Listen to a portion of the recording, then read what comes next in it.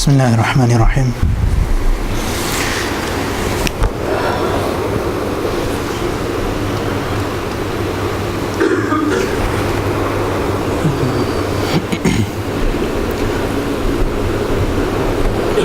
Alhamdulillah, hopefully many of us have seen the poster or seen what we're here for and understood already before you even come. We've got some idea of what we can expect, what we hope to achieve, what we hope to go away with, even before we've come.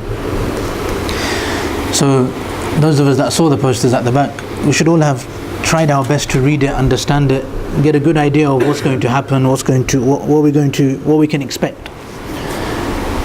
Sometimes almost as a minimum, that's one of the things that we can be expected to do. That when we're interested in something, when we find something that we are going to take seriously, usually one of the first things that we do is understand what it is that we're trying to do. What is it that we hope to achieve by coming here? Why have we come here? And the sign that we're taking this seriously is that before we've come, we've already made a plan that I'm going to come on a Wednesday, every Wednesday, and after 4, 5, 6, 2, 3 months, I will have learned X, Y, and Z. So then 4 months down the line, I can look back on the 4 months and think that this is what I've learned in those past 4 months. They weren't just a waste of time. I didn't just come for no reason. So that will be the key thing. So firstly, all of us should have looked at the poster in a lot of detail and tried to understand what is it that we can take away from here. So does anybody want to tell us, inshallah, what they hope to take away from this session? I really don't want to pick on anyone, so please, anybody with motivation, inshallah, just briefly, anything that they hope to take away from here. Taqwa. Subhanallah. Allah. See, anything else? Something more specific, something that we hope to learn, something that we hope to take away? Yes. Make the Muslim people closer. Okay, make the Muslim people closer. Okay, mashallah. The poster was very simple. Poster very specifically outlined exactly what we're going to be doing, what we're going to be learning, and which aspects. So has anybody here, so who here has read the poster? Who's seen the poster? You put your hands up please if you've seen the poster. So nobody who's seen the poster knows what it's about. What's the main topic? The main topic? The Seerah of the Prophet ﷺ, number one. So we should all have this in our minds. So inshallah we'll have a handout now as well, inshallah. Some of the people at the back may have to share, but hopefully it should be enough, inshallah.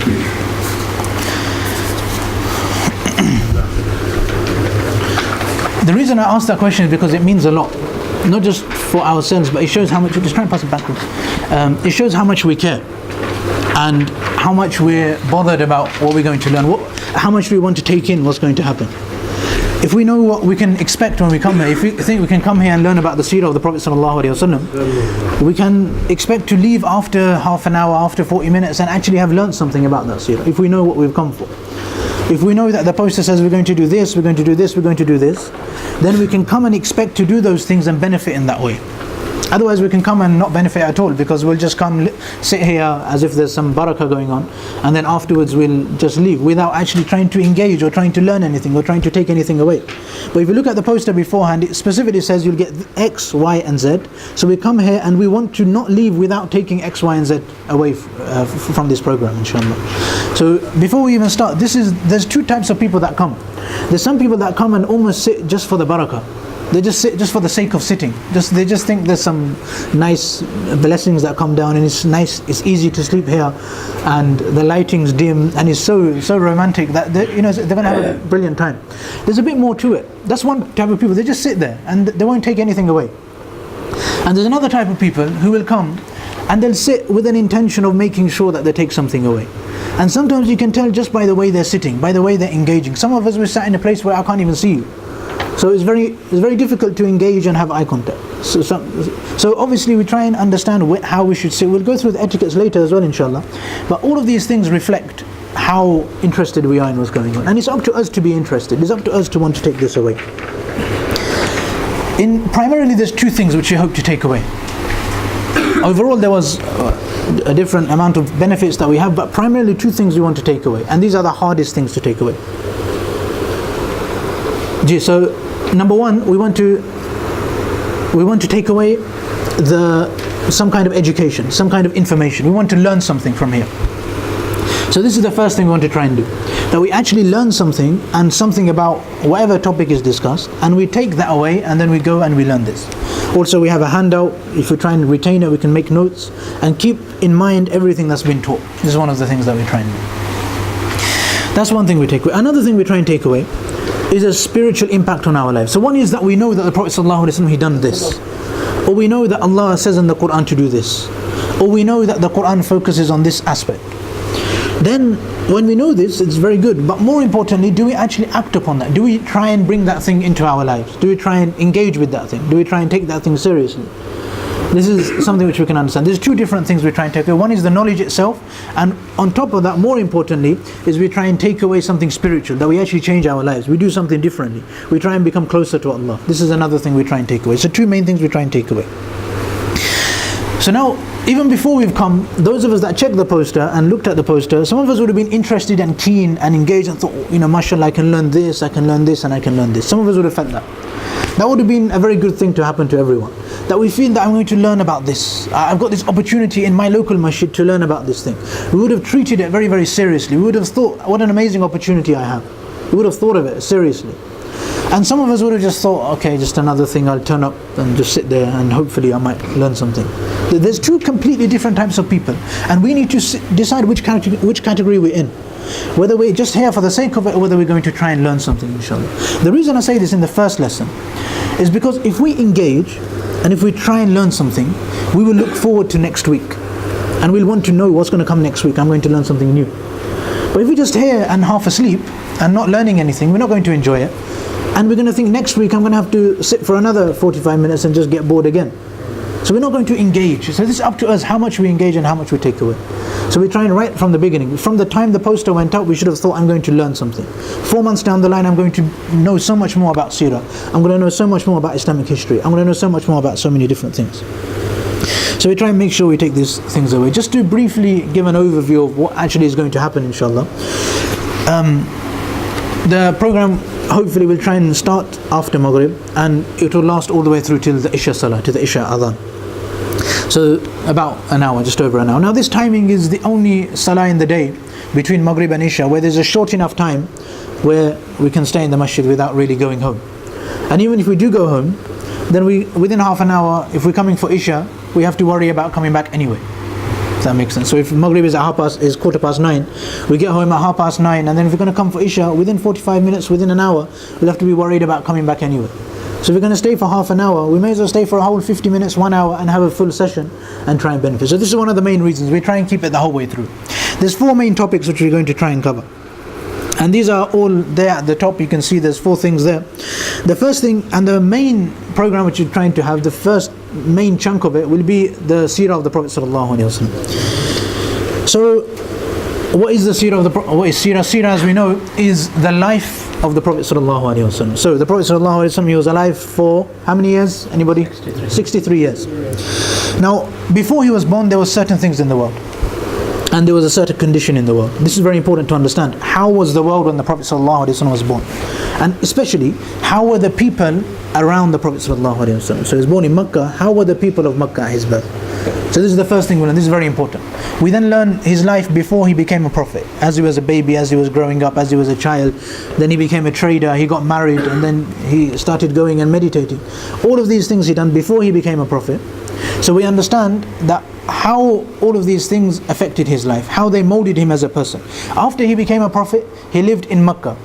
Then he lived in Medina. All of these things had massive things on his life. He engaged in certain wars.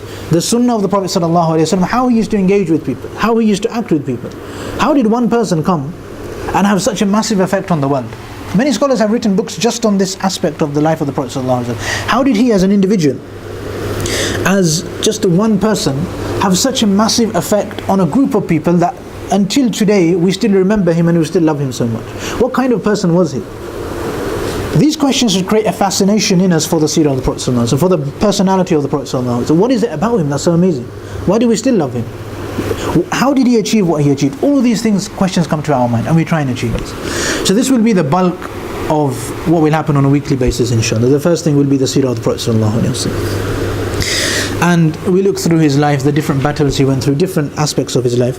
The next thing, again on the poster, is written on your handouts as well, which is the spiritual activity.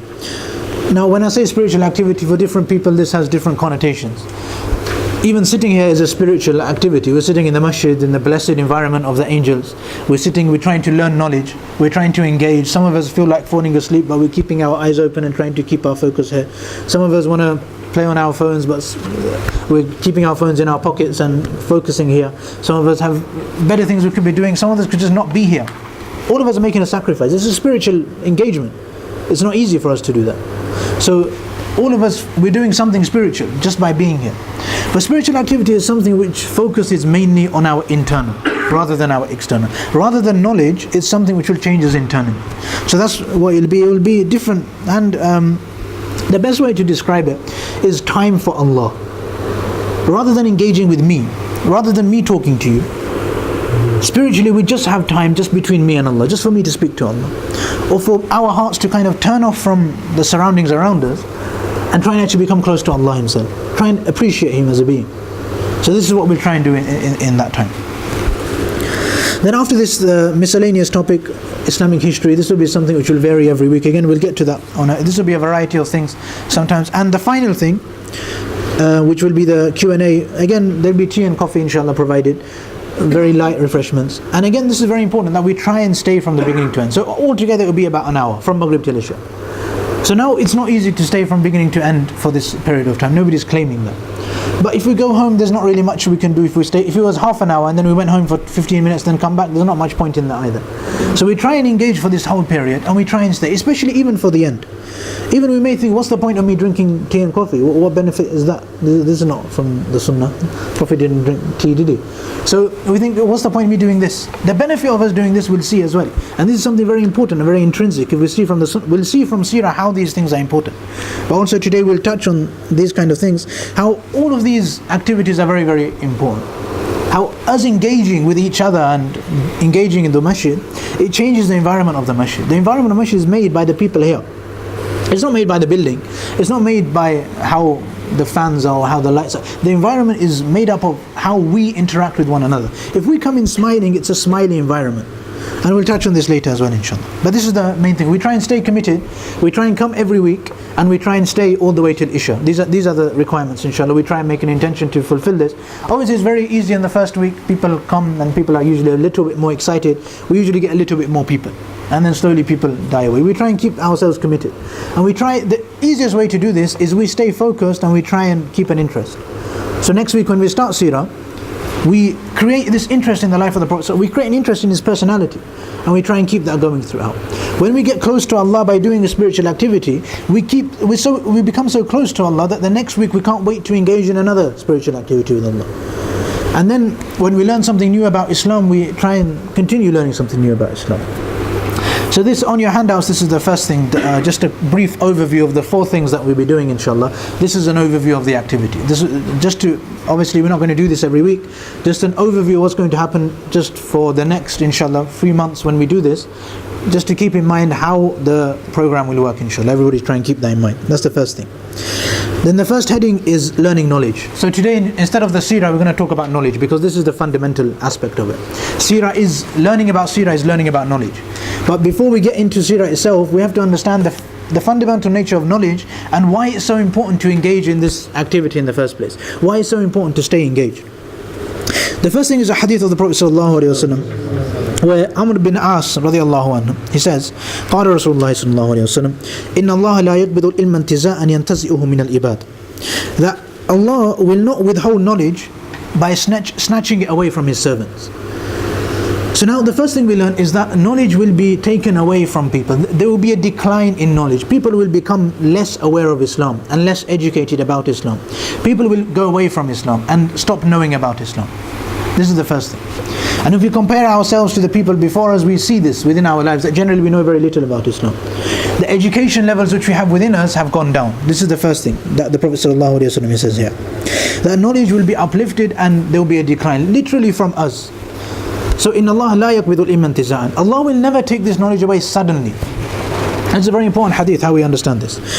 Allah subhanahu wa ta'ala, He will never take knowledge away suddenly. However, Allah subhanahu wa ta'ala, He will take away the people of knowledge. Now what this means is that every single one of us becomes part of this statistic. Every single one of us contributes to being a person of knowledge. Either we're a person of knowledge or a person of jahala. We become a person who knows or a person who doesn't know. We become people who are educated or people who are uneducated. We become one of these statistics. Either we are people who contribute to the masses of uneducated people, or we become people who know what's going on. Now, whether we fall into either category, we should have an intention of which category we want to be in. This hadith indicates that knowledge will go away. Are we going to contribute to that statistic? Are we going to be one of those people because of which knowledge leaves the world? Because of which people don't know anything about Islam? Or are we going to be those people who do know basic knowledge about Islam and we pass that knowledge on, and through our generation people become educated about Islam?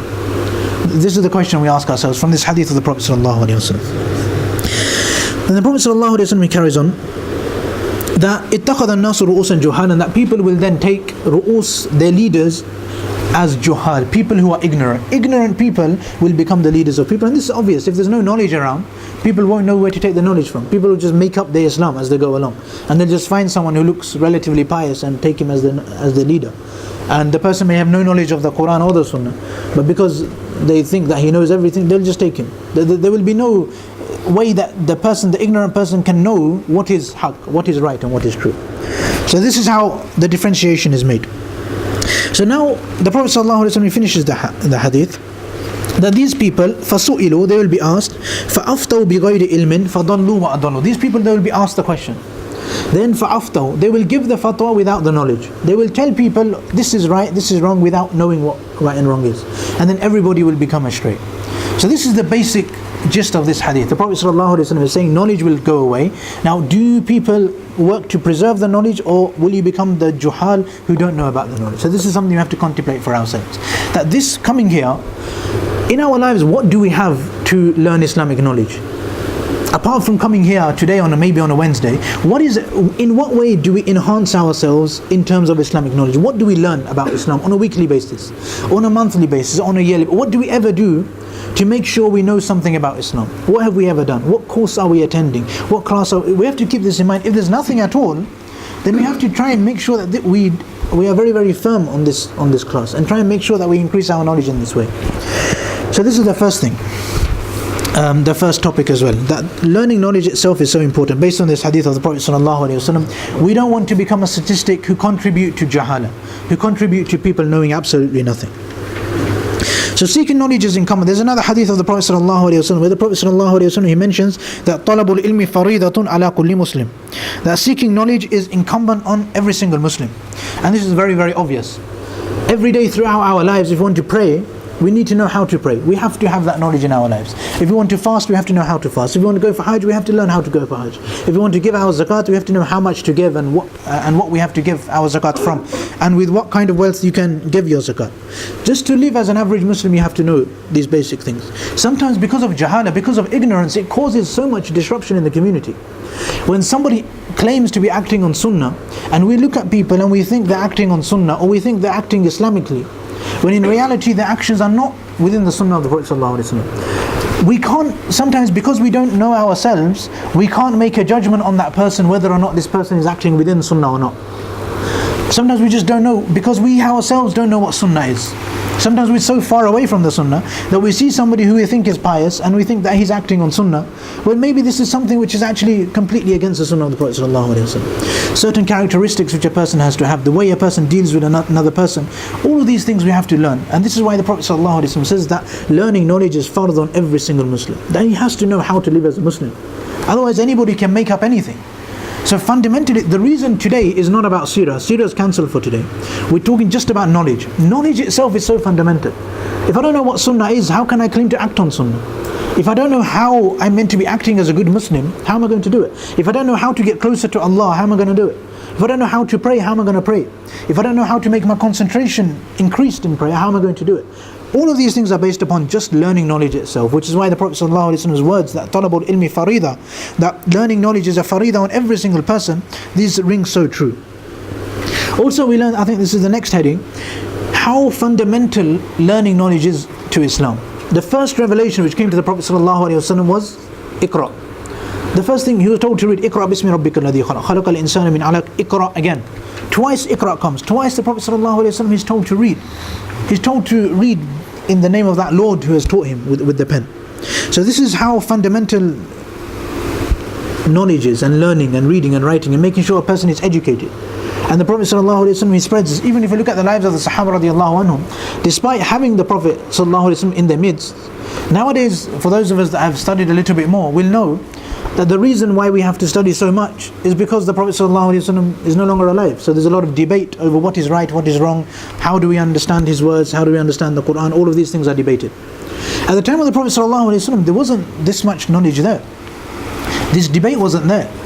There wasn't these different interpretations were less, because people would go direct to the Prophet ﷺ and just follow like that. They wouldn't have to follow somebody else.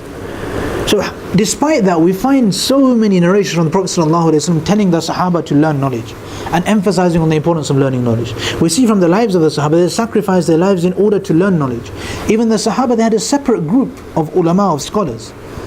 And the Prophet ﷺ would very often point these people out. Even at the time of the Sahaba, there was certain, the virtue which was given was based on how much knowledge a person has. This was the basis of virtue in the Sahaba. The Sahaba with the most knowledge would have the most authority. The people that would run the country would be the people of knowledge.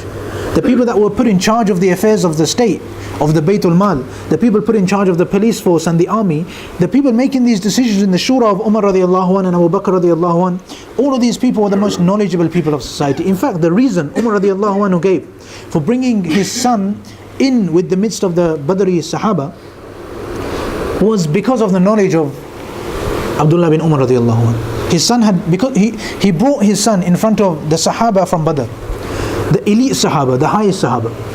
And they were wondering, how come this child, a person who's young enough to be our son, is in our midst? What's he doing here? The Umar radiallahu anhu's evidence was the knowledge of Abdullah bin Umar. He said that he asked a question to everyone and the answer was given by Abdullah bin Umar radiallahu anh. And because of this knowledge, all of the rest of the Sahaba of Badr, they accepted him to be on their level and to be an elite person. And he was now in the Shura, he was now running, he was in the consultation when there was a discussion to be had on how to run the affairs of the Muslimin. And we know at the time of Umar radiallahu anh, the affairs of the Muslimin meant a lot of the world. Over 50% of the world was run by Muslims at that time, of the known world at that time. So this is how we see how fundamental it was. And just there's many stories we can have at this point. One of the greatest stories is that of Abdullah bin Abbas radiallahu anh, because obviously he was very young when the Prophet ﷺ passed away. So now again, there were many eminent Sahaba left, and there were many high status Sahaba left. So Abdullah bin Umar, he made an intention that I'm going to learn knowledge, I'm going to become an alim, I'm going to study hard. And his friend said to him that, why would anybody consider you to be a person of knowledge when there's such great Sahaba alive? But Abdullah bin Abbas, he was not put off. He himself went out and he learned and he studied hard, and he found everyone that had ever been known to have heard a hadith from the Prophet ﷺ, he went to them. Sometimes he would go to Sahaba and the elite Sahaba, and he would sit in their doorway and he would sit waiting for them. He wouldn't wake them up, and he would sit there and he would get covered in dust. And Abdullah bin Abbas, as we know, was the uncle of the Prophet ﷺ. So Abdullah was he was quite young, but he was the cousin of the Prophet ﷺ. So when he came to these people, they would say, you're the cousin of the Prophet, how can you wait outside like this? And he would say, because I am in need, I am the one who needs to learn knowledge. So this is something again we can apply. If we're going to come here, we can't complain about the time, how much time it's going to take. We can't complain about how, the style in which is taught. We shouldn't find things to complain about. We should see how much in need we are and how much we want to try and take away from what's being taught here. And there's many different stories which I had written down, but they take a very long time to say stories. I don't know if people like stories. The stories take a very long time. There's one story, inshallah, just to cover the etiquettes, inshallah, before we do the spiritual activity. The etiquettes of knowledge, just to briefly mention them. The best way of sitting, we know from the Prophet ﷺ, when the hadith of Jibreel alayhi salam, he came, and this is the most famous hadith, because a student comes and asks a question from a teacher, and the teacher gives the answer, and because of this we find how should a student behave with the teacher. So Jibreel alayhi salam came and sat in the tashahhud position. So this is the first thing we learn, that whenever we're trying to learn knowledge, we try and sit in tashahhud. Now obviously this is very hard. Obviously when I first had to do this for 4 hours in a row, I found it very hard as well. But if we try hard, we'll do it. So I don't expect everyone to suddenly start sitting in tashahhud, but at least for the first 5 minutes, at least for the first 10 minutes, as long as we can, we try and sit in that position. We can tell from somebody's way of sitting how, today, alhamdulillah, most people are awake. I'm glad. You can tell from people's way of sitting how they are. Some people, if somebody is sitting like this, like leaning against the wall, just like, and like this, and the eyes are half asleep, and when you look at them, it looks like they just accidentally just fell here from somewhere. There's an attitude which is given off. If somebody sits like this and sits high, engaged, eye contact, then it shows that person has some interest. And then I will try and look at those kind of people. And eye contact has a very, very big effect for those of you that have noticed that. So if you look this way, then I can try and engage. If a person is half asleep, it's very, very hard to engage. It's very hard to take away. And this is a basic thing from the Prophet. In fact, the hadith in the Prophet ﷺ, it says that asnada rukbatahu bi rukbatayh, that they actually joined their knees. Obviously, there's only one student, one teacher, so they actually joined their knees. Imagine how close they were, engaging with the person that we're trying to talk to. If we're trying to take something away, we have to engage. So it's impossible to engage if we're asleep, obviously. If we're half asleep, it's still just as impossible. If we're trying to retain something, which I've said, try and think about how hard that's going to be if we were half asleep and not even listening. If there's no correlation, there's no way, unless we take this and make notes and learn it by heart, there's no way we're going to take it away. So to try and retain the information, it's important we try and keep eye contact, we try and keep engaged and keep awake, and if there's somebody next to us sleeping, we try and wake them up as well, inshallah. So this is the first, and the story, there's one story in the Quran, I'll very briefly mention it, in Surah Kahf. So many of us may read this. And this is one story where a prophet is made a student, alayhi salam. And Allah tells him, go and learn knowledge from another prophet. And we see the way that this prophet behaves as a student of knowledge. And we learn so many lessons. So obviously in Surah Kahf, this prophet we're talking about is Musa alayhi salam. And he goes to learn from his teacher who is Khidr alayhi salam. It's a very long story. The basics we take even before the questions. So he comes and asks, and Khidr alayhi salam, he performs 3 actions. Even before these actions, the Quran teaches us the etiquettes of a student of knowledge before that. Just by the way and the way Musa alayhi salam acts. So Allah subhanahu wa ta'ala mentions in the Quran, the first thing is that learning knowledge is going to require commitment. So Musa alayhi salam, it says, وَإِذْ قَالَ مُوسَى لِفَتَاهِ, he said to his person, Yusha, who was taken with him, لَا أَبْرَهُ حَتَّى أَبْلُغَ مَجْمَعَ الْبَحْرَيْنِ أَوْ أَمْضِيَ حُقْبًا. That he says that لَا أَبْرَهُ, I will continue, I will carry on going, I will persevere until I get to the place where I need to get to. I will keep going. No doubt I will not stop, I will keep going all the way until I get there. Perseverance, commitment. Making sure that we come every week, basically. We don't give up. We make this something within our routine. Some people, they say that they're busy, which is very interesting sometimes, because everybody has 24 hours. So, I mean, it's all about priorities. If we say, I want to learn about Islam enough, I'm going to be here Wednesday after Maghrib, I'm busy.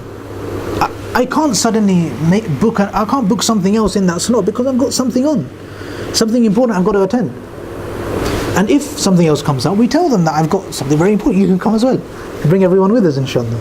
So this is one of the things, commitment. Another thing, sometimes we'll have to go through hardship. Sitting in tashahhud is hard, which is why very few of us are doing it.